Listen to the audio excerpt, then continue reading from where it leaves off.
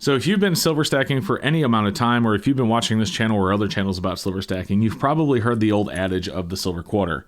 And that old adage is that a 1964 silver quarter back in 1964 could buy you a gallon of gas, because gas was around a quarter, maybe 26, 27 cents back then. But today, the same silver quarter could buy you a gallon of gas because the silver in this quarter is worth at least what a gallon of gas is going for. Now, unfortunately, I hate to tell you this, but that old adage does not hold true as I record this video on May 23rd of 2022 at all. In fact, this silver quarter right here melts for about $3.90, and the average gas price in the US is $4.60. Even in the low gas places like in the middle of Missouri, where it's typically some of the lowest prices in the US, it's going for $4.50 and up. So unfortunately, you can no longer say that the silver inside of this quarter is worth a gallon of gas. And that's kind of what I wanted to talk to you about today, why that is. There is a very, very strong demand for silver. There's no question about it. In fact, the total global demand for silver in 2020 was 880 million ounces. That actually increased in 2021 to 1,049 million ounces, or over 1 billion. In fact, in 2021, we actually had a deficit of silver produced versus silver demand. In other words, we actually produced less than we demanded. There was 997.2 million ounces of silver produced in 2021. And like I just said, that demand was 1,049 ounces.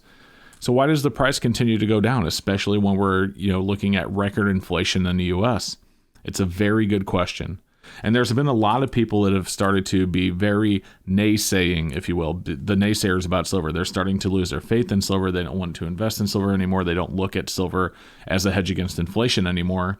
And to be honest with you, you can't look those people straight in the face and say that their arguments or their worries or concerns don't have merit, because they do. The value of silver continues to drop with heavy inflation. And we don't know why. Well, a lot of us believe that we know why, but we believe that the price of silver is being manipulated very heavily. It could be for a number of reasons. Let's look at the industrial demand for silver. The industrial demand for silver in 2021 was 508.2 million ounces. In other words, half of the demand was industrial. Now, as you can imagine, those big industrial companies, let's just say those green companies that produce EVs or solar panels or any other the green technologies that use a lot of silver. And we can even talk about cell phones, but people know, cell phones use very, very little silver, but you get my point.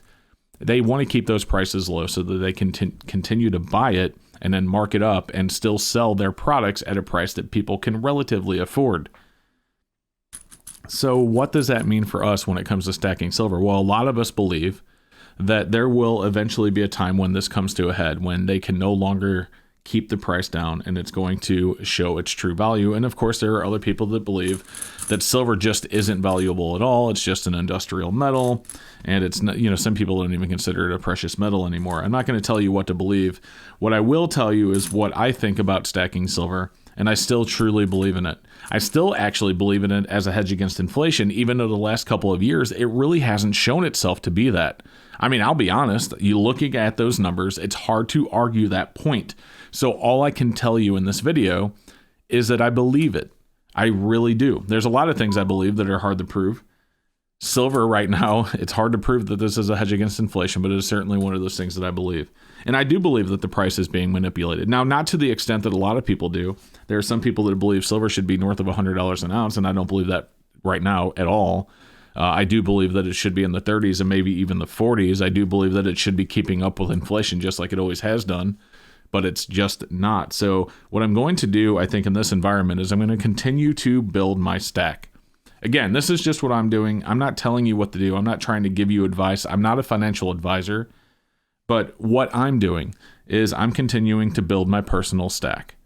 So I'm going to keep adding to it while the price is low, because I do believe that at some point we will see the price of silver rise back to where it needs to be to at least be that hedge against inflation, if not stronger. And that's why I believe in silver. I also believe that the industrial demand for silver, like we had already spoke about, especially when you look at like green energy initiatives and things like that, is going to continue to increase. And you don't even need to believe it. You can just look at the data and see that it is going up. In fact, green energy cars, EVs, for example, use double the amount of silver that you find in a typical gasoline vehicle. And in California, in Q1 of 2022, Tesla outsold every other manufacturer on the market. So that number is going to continue to go up. So yeah, unfortunately, this video, a lot of you are going to be like, why did you even make this video? You didn't tell me anything, Seeker. And the truth is you got to remember this. And by the way, thank you if you are subscribed. You got to remember this if you're a subscriber to this channel, is I don't try and predict the price of silver, and I don't try and tell people what they should do. What I do on this video is I share with you data, information, and of course, I get the opinions of many other people around the industry on this metal right here. I like to talk to foundry companies. I like to talk to coin shops. I like to talk to coin dealers at coin shows, and pretty much anybody who is in the business, whether it's going to be the retail side, the production side, the mining side, whatever I can get on this channel. I love to talk to them and get their opinion. And I've had people on this channel. I've had mining companies on this channel. I've had online retailers on this channel. I've had local coin shops on this channel. And some of them, like by the naysayers that we spoke about earlier, they do get chopped down a little bit. They get attacked, if you will. I see some pretty negative comments. People don't like some of the things they say. They disagree.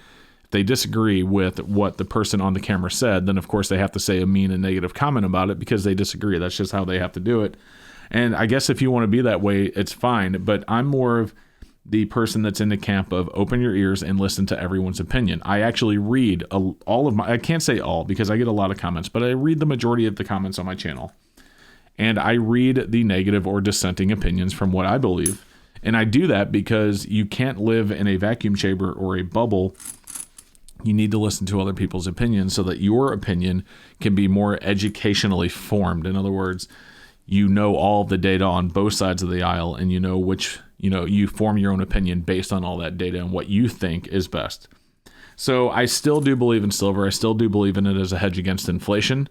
I'm not telling you what to believe, but this metal right here is still where I put my faith in. And I think while silver is low, even with the premiums being really high, and we've talked about that 1,000 times on the channel, and we'll talk about it more in the future, but I believe that while silver is low, I'm going to continue to add to my stack as much as I can.